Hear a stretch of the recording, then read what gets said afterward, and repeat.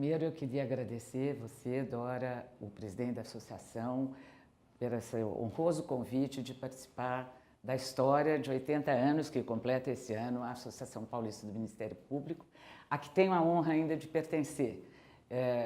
Para mim foi um grande êxito, foi uma alegria imensa, aliás, profissionalmente foi onde eu mais estive realizada, foi no Ministério Público do Estado de São Paulo. A senhora entrou no Ministério Público em 1980, num concurso com 70 colegas. Como é que foi essa experiência inicial? Olha, eu sempre tive vontade de ingressar no Ministério Público. Enfim, era uma carreira que eu achava muito bonita e muito vibrante. Em 1980, eu resolvi fazer concurso. Um concurso muito difícil, sabia que seria difícil passar, e ainda havia algumas restrições, penso eu, até culturais, ao ingresso de mulheres. Tanto que até nós ingressarmos essa turma de 1980, não sei te dizer o número, hoje em dia é por número concurso, mas em 1980 a gente falava por ano para identificar. Como eu sou antiga, então ainda falo nós entramos 70 colegas, dos quais 12 mulheres. Até então havia só 18 mulheres, sendo que no concurso anterior, em 79, havia entrado apenas a metade, acho que 6 mulheres, eu não me lembro agora o número direito. Sei que quando ingressamos, passamos a 30 ou 31 mulheres no Ministério Público. Em 1980, já quase final do século XX. A primeira mulher foi a doutora Zuleika Sucupira, da qual sempre nos orgulhamos muito, e naquela época lembro de uma colega brilhante, que às vezes não é... Aqueles que passam, é difícil lembrar, Maria Cláudia de Souza Foz, foi uma das primeiras mulheres a trabalhar no júri em São Paulo, no Tribunal do Júri. Maria Cláudia ia assistir aos exames orais para ver se havia perguntas discriminatórias ainda em relação às mulheres. Eu, naquela época, então, já era casada e era casada com um magistrado que tinha feito concurso poucos anos antes de mim.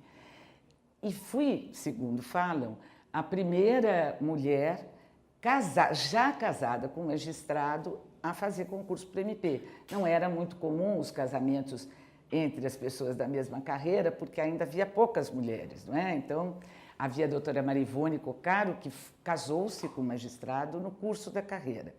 E a pergunta que me fizeram numa tal entrevista, que existia, felizmente agora acabou, porque eles faziam perguntas não tão pertinentes ao seu conhecimento, mas mais a sua...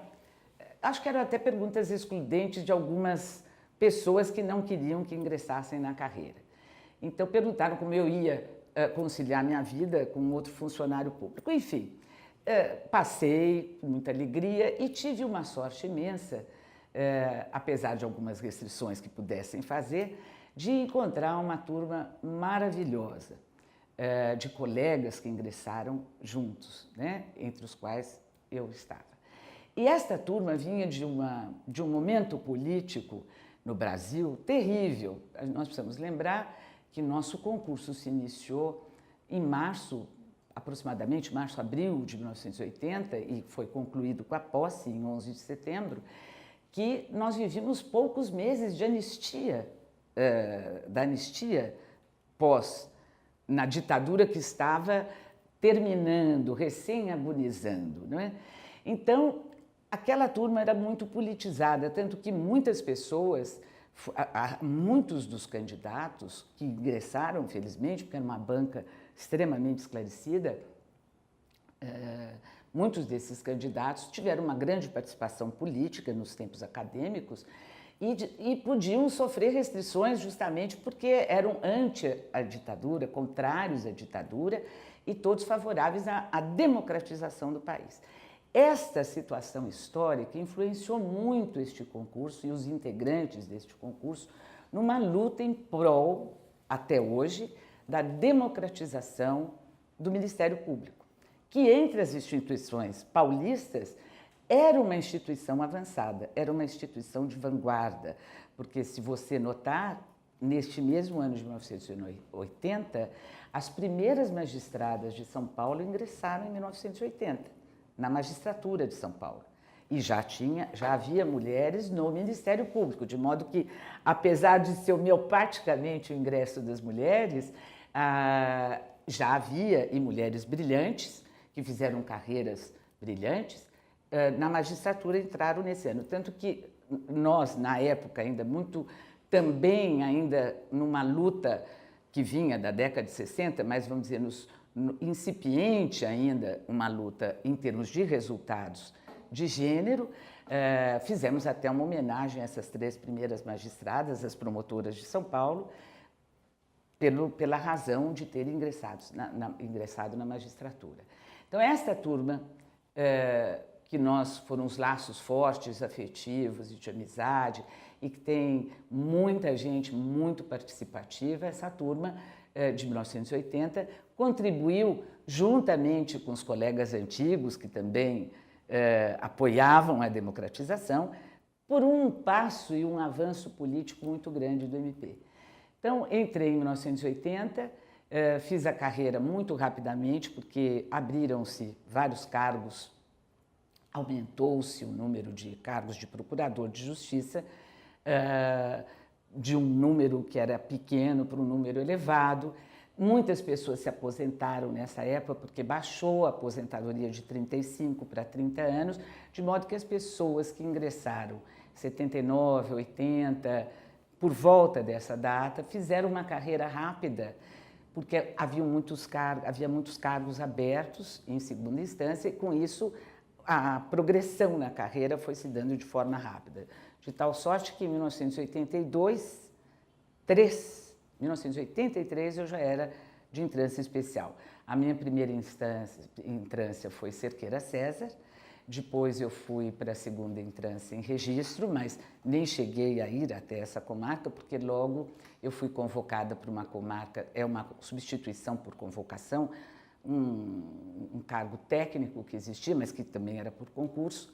Eu fiquei em Barueri, de Barueri eu fui promovida para a terceira entrância, nem se usa mais essa nomenclatura, para Santo André, e depois eu vim ser auxiliar da capital, até que fui titular de execuções criminais, onde trabalhei bastante, cuidando dos presídios, como corregedor e cuidando dos sentenciados, e depois eu fui titular do Tribunal do Júri, do terceiro Tribunal do Júri, durante quase 7 anos, e depois eu fui promovida em 93, em 10 anos de carreira em primeira instância, eu fui promovida a Procuradora de Justiça.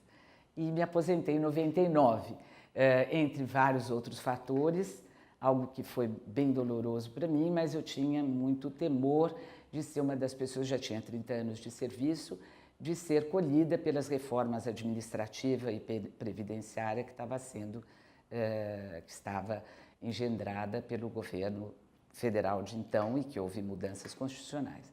Mas meu coração ainda mora aqui no Ministério Público de São Paulo. Esse ano a PMP completa 80 anos e a PMP sempre esteve ao lado do promotor de justiça, nas lutas, principalmente nessa época que a senhora citou agora, né, da democratização.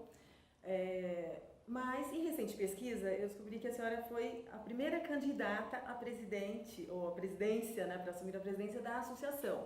Como é que foi essa experiência? Olha, foi uma experiência notável. Eu fico muito feliz e, ao mesmo tempo, há uma ambiguidade nesse sentimento de ter sido indicada por um grupo político a que eu mencionei como candidata à presidência da associação.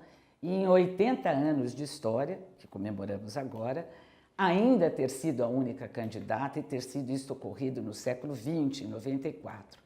E enfrentamos, porque eu não digo enfrentei, porque era um grupo enorme, o candidato mais querido da classe da associação, que foi o Washington Barra, que foi aquele que ostentou e ostenta até hoje o maior número de mandatos na associação. Mas o que eu ouso discordar de você é que a associação esteve sempre ao lado do promotor de justiça. Pode ter sido ao lado em algumas questões pessoais. Sempre esteve ao lado e tentando fazer o menor, muitos dos presidentes, muitas das diretorias. Mas em termos de democratização, eu ouso afirmar que foram pessoas que ainda muitas delas permanecem anônimas, integrantes do Ministério Público e que lutavam pela democracia, não só no país, como também queriam trazer essa democracia para o interior do Ministério Público e, sobretudo, para a associação que os representava. Nós, quando ingressamos, este grupo, entre os quais eu cito minha grande amiga e colega, doutora Valdereza Budi, doutor Luiz Antônio Marrei, doutor Rodrigo Pinho e outros tantos, porque se a gente for, doutor Paulo Afonso, hoje corregedor, estas pessoas todas, juntamente com outras, porque ninguém faz nada sozinho, nós somos todos uma equipe, nós sempre pensamos no coletivo, é que empurraram o Ministério Público, eu acho, até para o perfil que ele ostenta hoje na Constituição de 88. Então, me lembro perfeitamente de uma assembleia que fizemos em 1982, no início, éramos do concurso de 80 ainda todos promotores substitutos, e com um perigo até de perdermos o cargo, e sem o apoio da então associação, apesar de o presidente ser uma das pessoas mais queridas e ilustres do Ministério Público, o Dr. Cláudio Alvarenga, mas ainda falar-se em democracia no país era perigoso. Ainda tínhamos militares mandando no país, ainda tínhamos crimes militares em vigor. E nós estamos fazendo uma assembleia para dar a conotação, e com isso nós estávamos junto com o doutor Visconti, doutor Renan, doutor Celso de Mello, ministro supremo, que importou, e o José Celso de Mello, hoje com o nome protocolar de Celso de Mello, um grande estudioso, um erudito do MP, basta ver que ele está há anos no Supremo, que nos orgulha muito, oriundo do Ministério Público de São Paulo, o modelo português que se democratizava de Ministério Público não defensor da lei, só. Senão nós seríamos defensores de leis militares, de leis ilegítimas, de leis que o promotor às vezes tinha que pedir a condenação como fiscal da lei, que é e tem o mandato, vamos dizer, do povo e por concurso, mas tem um mandato constitucional de fiscalizar a lei, mas de uma lei que então pudesse ser ilegítima, de perseguição a presos políticos, de tortura e daí para frente. Então nós pedimos que fôssemos defensores de uma legalidade, porém de uma legalidade legítima, de uma legalidade democrática. Essa assembleia foi histórica, porque deu empate. E muitos daqueles que eram diretores da associação, que eram integrantes da associação, votaram contra este perfil. Depois se convenceram que a democracia, e talvez hoje gostem até de ostentar esse modelo, que é o modelo que é desejável, não é? Para todo mundo civilizado, de um promotor, de uma fiscalização e de uma fiscalia, que alguns países chamam, de fiscal de uma lei legítima, de uma lei que decorra de um mandato nacional, de um contrato entre o povo todo, pelos seus representantes, fazem para que a lei seja aplicada.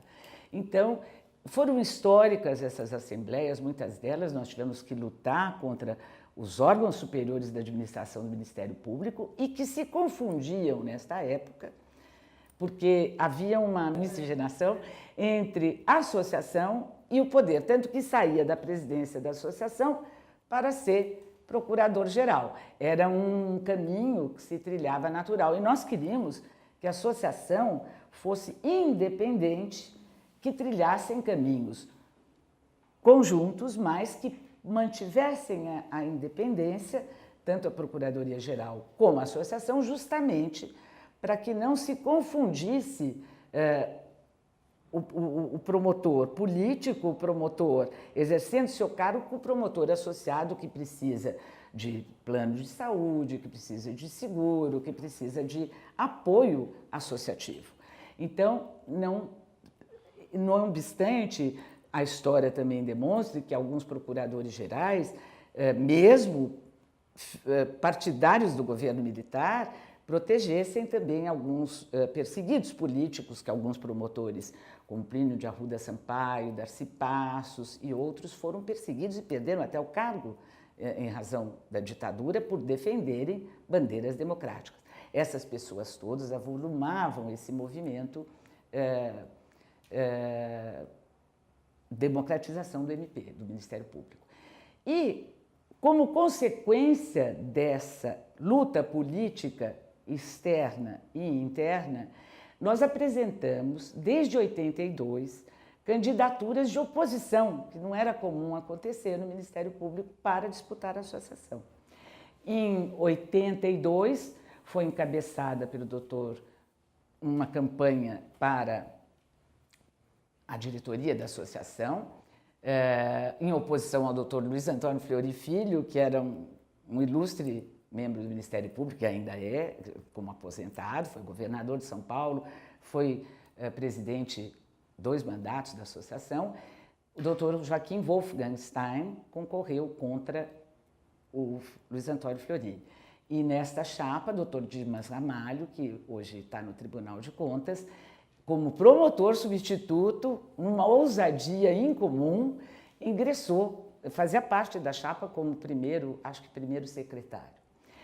Aí ficamos um período sem concorrer, porque até nós brincávamos muito que a oposição logo se dissolvia, porque, em geral, as pessoas não tinham realmente muita condição de fazer política interna, porque o trabalho era volumoso e muitas se dispersavam pelo interior, percorrendo os degraus da carreira, e às vezes era difícil de nós articularmos campanhas nesse sentido, mas o movimento nunca se rendeu e nunca esmoreceu.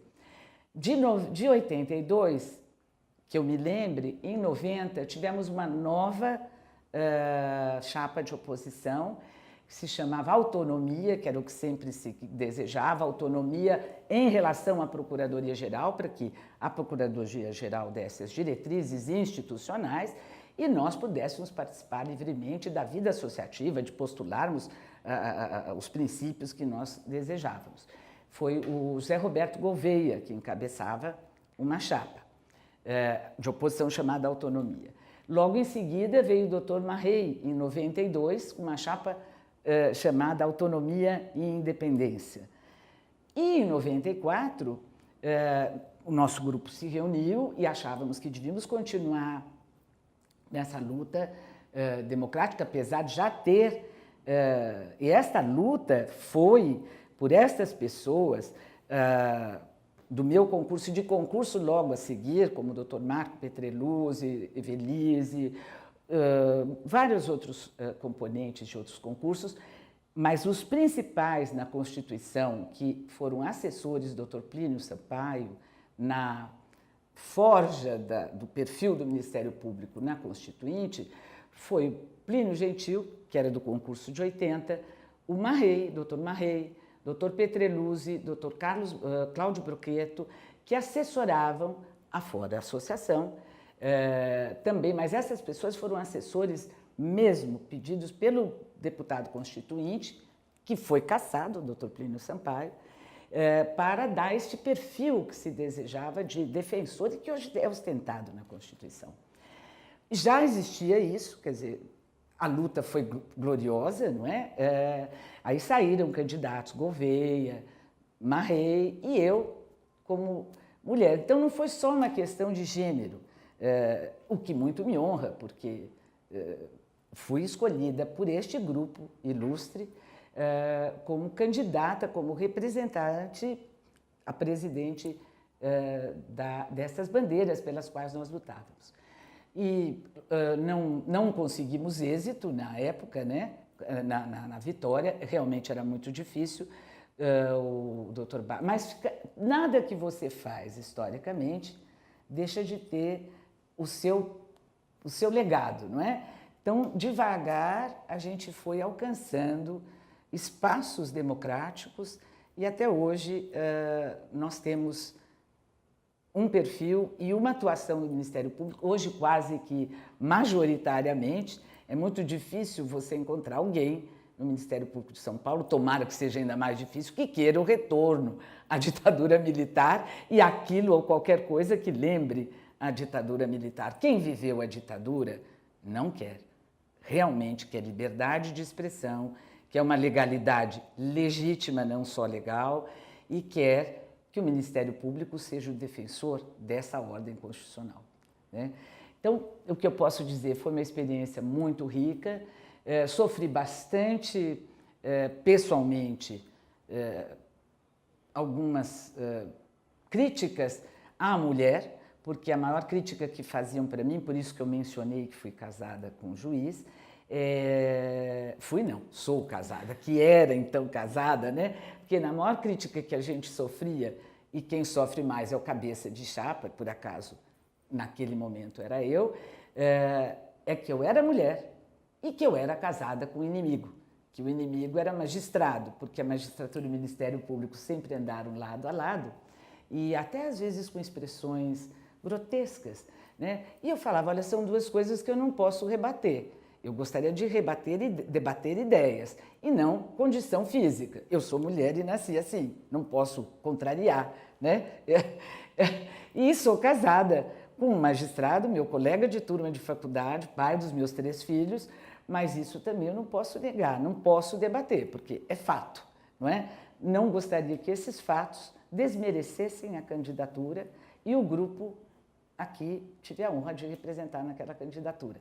E você veja, se ao mesmo tempo eu fiquei muito feliz em ter sido porta-voz naquela candidatura, naquele momento histórico, de uma luta institucional, associativa, até hoje não tenho a alegria de ver outras mulheres, a não ser 2 que foram postulantes à Procuradoria-Geral, a doutora Heloísa Arruda, também sem êxito na sua missão, e a doutora Valdereza Abud, que também acabou de concorrer à Procuradoria-Geral, sem ser essas 3 pessoas, mulheres, vamos dizer, que ocuparam espaços políticos dentro da instituição. Eu não vejo outras pessoas, outra candidatura já nessa segunda década, quase, terceira quase, do século XXI. As mulheres precisam ocupar o seu espaço, e aqui eu ouso dizer, não por cotas nem por concessões, porque elas devem ocupar esse espaço igualitariamente, como qualquer um que integre qualquer carreira, qualquer profissão, sem nenhuma discriminação. Você veja que eu menciono isso para ver que fui discriminada como associada, como promotora, porque era mulher e mulher casada, não é?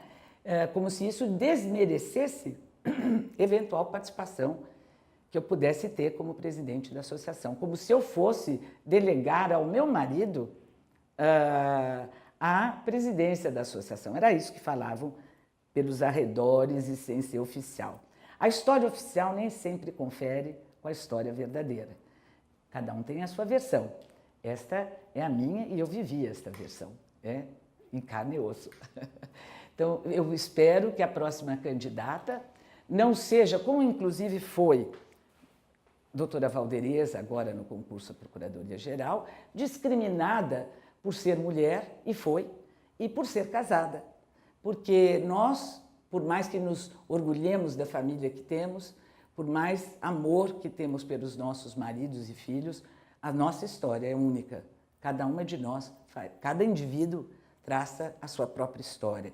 E eu acho uma covardia quando alguém traz aquilo que te é mais caro, que é a sua família, aquela família que você constituiu, seus filhos, marido, pai, mãe, irmão, quem seja, para desmerecer ou tentar merecer a sua candidatura ou a sua participação política em qualquer lugar que você esteja. Isso é uma lástima. Ainda vemos isso em pleno século XXI. Então, as moças e as mulheres precisam lutar, não por cotas, mas pelo merecimento e pela competência que todos nós temos, sejamos homens, mulheres, velhos, jovens, sejamos o que formos. Se nós somos preparadas para exercer o munus, a tarefa institucional, que é a principal delas, não é? É você mexer e tratar da liberdade, do patrimônio, das famílias, da sociedade, dos integrantes da sociedade, por que não estaremos preparadas para cuidar da nossa própria classe, da nossa própria profissão, não é? Então, eu tenho realmente muita alegria em ter participado desse movimento político, em meus colegas terem acreditado esse grupo político a que eu tive a felicidade e a alegria de pertencer, não só isso, mas um grupo forte, denso, que tem feito a história do Brasil, como muitos de nós, brasileiros, anonimamente, sem ter retratos pendurados, mas estamos avançando, não é? Doutor, e como a senhora vê a associação hoje? O que a senhora espera da associação para os próximos anos? Olha, eu vejo a associação hoje com muita alegria também, mais uma vez, porque eu acho que evoluiu muito. Basta ver esse movimento que ela está abraçando da democratização da eleição interna no Ministério Público, que hoje o presidente, o doutor Boliniero, está junto com a causa de todos os promotores votarem, porque não é possível você votar e não poder ser votado, isso é de um regime de exceção. Eu gostaria até de lembrar aqui que na década de 80 ainda, só o órgão especial do Colégio de Procuradores, que então era menor do que é hoje nós temos 40 integrantes do órgão especial, se não me falha a memória, eram 20 apenas que votavam para procurador-geral.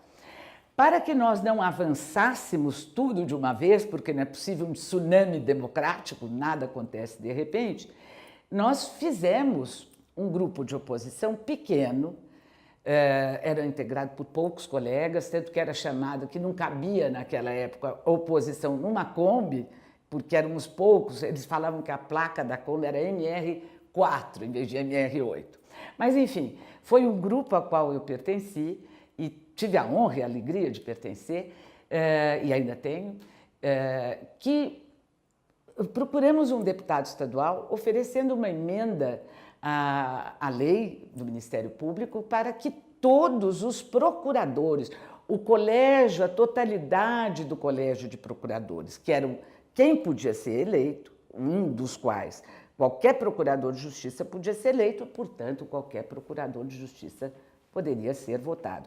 E junto com esta emenda, que afinal ficava muito ruim se todos não apoiassem, porque era um movimento de abertura no país, imagina uma instituição tão sólida como o Ministério Público se contrapor a ideias de avanço democrático. Mas junto com esta emenda, isto foi em 1985, olha só quantos anos, nós propusemos para o deputado Fabiano, Nelson Fabiano, do PSDB, que apresentasse duas emendas. A emenda para que todos os procuradores de justiça que votassem, todos pudessem votar e ser votados. E para que o voto fosse uninominal, porque não é possível em eleição proporcional ou majoritária que seja, você ter voto plurinominal. Qual é a vontade da classe? Se você pode votar em 2, em 3, como não é possível ainda permanecer, eu me permito essa liberdade, procuradores biônicos integrando o colégio, o Conselho Superior do Ministério Público, que eu pertenci também ao Conselho Superior. Fui votada e ganhei por uma margem muito pequena de votos de um colega muito competente, mas eu fui integrante do conselho e ficava realmente, nós fazíamos uma campanha pelo estado inteiro, é quase uma campanha de governador ou deputado, enquanto alguns, porque pertencem ao grupo dominante, vêm pelo órgão especial. É como o senador biônico na ditadura, quer dizer, não pode dizer que não é democracia porque tem senador, mas quem vota? 40? 40 pessoas, ou o colégio inteiro de procuradores votam 200 e poucas pessoas, para representar a classe inteira. Então, se a classe pode votar no procurador-geral, o promotor também pode ser votado. Há um limite, pode-se exigir tantos anos de carreira, etc., uma experiência dentro da instituição, mas essa causa agora está abraçada pela associação. Então, vejo com muita felicidade que a democracia, apesar de caminhar a passos lentos e ter os seus defeitos, ainda é o melhor caminho para qualquer povo, para qualquer instituição. E a associação hoje abraça essas causas democráticas. Oxalá que encabece uma luta para que terminem com os conselheiros biônicos do Ministério Público e para que também acabe com o voto plurinominal, que é a manutenção do poder. As minorias têm que ser representadas pelo voto uninominal, porque as minorias também fazem parte da população. Não é? E ficarei muito honrada e muito mais feliz se um dia puder vir à posse de uma colega do Ministério Público, seja na Procuradoria-Geral, seja na Associação Paulista do Ministério Público. São Paulo está perdendo a vanguarda no Brasil. É um dos poucos estados em que promotor não pode votar. É um dos poucos estados que ainda não teve nenhuma mulher na alta direção. Não no Conselho Superior, no órgão especial. Mas queremos na alta direção mesmo, na cúpula da instituição. Nós podemos e nós precisamos ocupar esses espaços.